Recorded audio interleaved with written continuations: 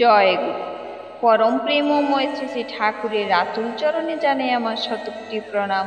শ্রী শ্রী বর্মার চরণে জানাই আমার শতকোটি প্রণাম।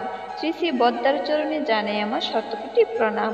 আপনাদের প্রতি প্রত্যেককে জানাই আমার আনন্দিত জয় গুরু।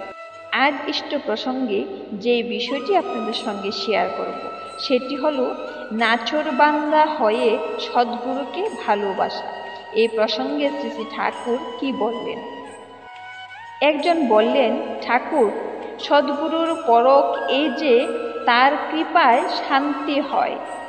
শ্রী শ্রী ঠাকুর বললেন, আমাদের অনুরাগ ও শ্রদ্ধা শান্তি নিয়ে আসে।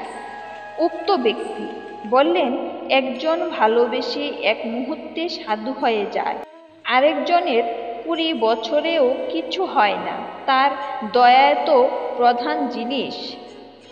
শ্রী শ্রী ঠাকুর বললেন, সূর্যের রশ্মি সব জায়গায় পড়ে, অনুরাগই আতশ পাথর যা তাকে কেন্দ্রীভূত করে।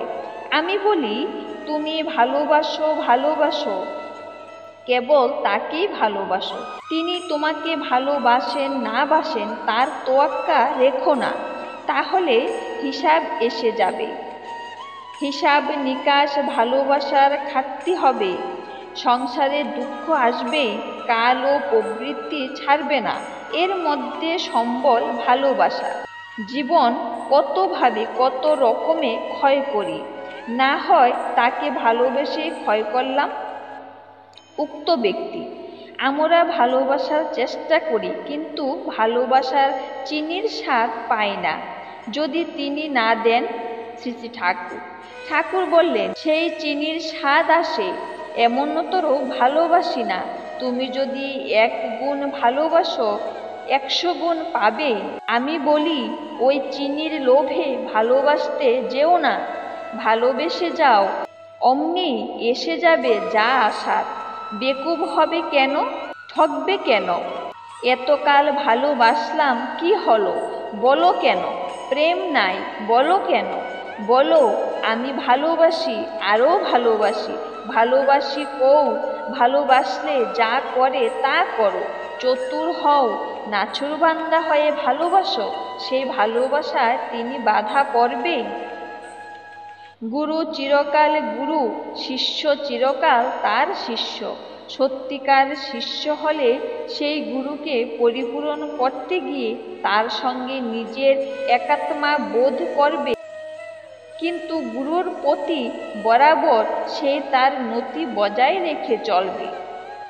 গুরু সেবা করবে তন মন ধন দিয়ে। এই প্রসঙ্গে শ্রী শ্রী ঠাকুর কি বললেন? একজন কথা প্রসঙ্গে বললেন, ঠাকুর, গুরুর মধ্যে আমরা নিজেদের প্রতিফলিত দেখতে পাই। শ্রী শ্রী ঠাকুর বললেন, সেই জন্য বলে আদর্শ। গুরুকে রোজ প্রতি অবদান স্বরূপ ভোজ্য নিবেদন করার কথাটা খুব ভালো। এতে শরীর মনের একটা যুক্ত আগ্রহ সন্দীপ্ত টান গজায় তার উপর। ছেলের জন্য করি বলে যেমন তার উপর টান হয়।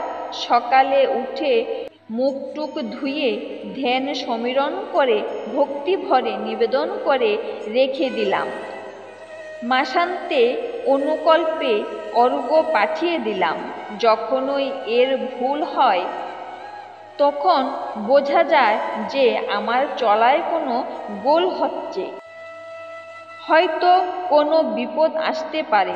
তাই তখন বিহিত প্রায়শ্চিত্ত করে কঠোরভাবে এটা আঁকড়ে ধরা লাগে। আমাদের আছে তন মন ধন দিয়ে গুরু সেবা করার কথা, এতে তাই হয়। অসম্ভব ক্ষমতা এর। এ ছিল আজকের নিবেদন। আবারও পরম পিতার আতুল চরণে আপনাদের প্রতি প্রত্যেকের মঙ্গল কামনা করে ইষ্ট প্রসঙ্গ এখানে শেষ করছি। ভুল ত্রুটি হলে ক্ষমা করবেন। জয় গুরু।